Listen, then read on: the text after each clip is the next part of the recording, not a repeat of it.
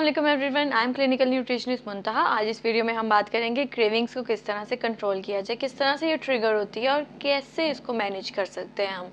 जब भी हम स्ट्रेस में होते हैं या बोर हो रहे होते हैं, हम हमेशा फूड का सहारा लेते हैं। फूड को हम एक अपने हैप्पी पिल की तरह इस्तेमाल करते हैं। अनफॉर्चुनेटली उस टाइम पे हम ये नहीं सोच रहे होते कि ये हेल्दी है कि नहीं हेल्दी है। हमें तो सिर्फ अपने ब्रेन को सेटिस्फाई करना होता है और ब्रेन ने सेटिस्फाई होना होता है हाई कार्ब, हाई शुगर और हाई सॉल्टेड फूड से, जो कि वेट गेन करवाता है। अगर ये चीज़ आप रोज़ बरोज़ करो, अगर आप रोज़ स्ट्रेस में हो, रोज़ फूड को अपने स्ट्रेस को कम करने के लिए इस्तेमाल करें, रोज़ अनहेल्दी फूड चॉइस करें, तो फिर ये वेट गेन करवा देगी ऑब्वियसली।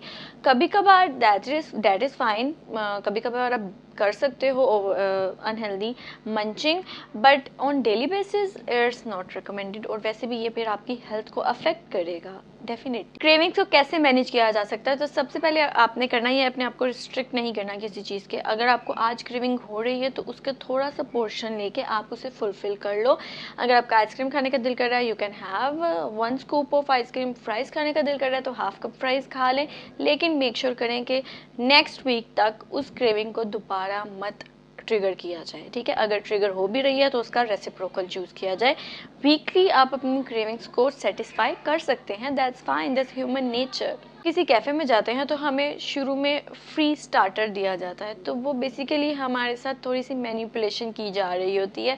वो किस तरह से, वो starter rich in refined carbohydrates होता है, यानी कि वो बॉडी में जाके फ़ौरन से एब्जॉर्ब होगा और ब्रेन को ट्रिगर करेगा और क्रेविंग स्टार्ट हो जाएगी फॉर ईटिंग मोर, ठीक है। और फिर हम ऑर्डर करेंगे सबसे ज़्यादा हाई सॉल्टेड, हाई फैट और हाई कैलोरी फूड को, ठीक है। इस तरह से अगर ये डेली बेसिस पे आप बाहर का खा रहे हैं, डेली बेसिस पे आप वो स्टार्टर ले रहे हैं, तो डेली बेसिस पे आप गलत ऑर्डर कर रहे होंगे और फिर वो वेट गेन करवाएगा। तो वो थोड़ी सी, उनका तो उस टाइम पे फ़ायदा हो रहा था क्योंकि हमने ऑर्डर ज़्यादा कर दिया। कुछ लोग ये करते हैं कि अगर डाइट एक प्रॉपर फॉलो कर रहे थे और एक मील में उनसे ऊपर नीचे हो गया तो वो टेंशन लेने लग जाते हैं, उन्हें गिल्ट होता है, उन्हें स्ट्रेस होता है, जो कि एक बहुत बड़ी गलत चीज़ है। इवन हमारी बॉडी का, गट का साइकोलॉजिकल ब्रेन के साथ एक लिंक चल रहा होता है।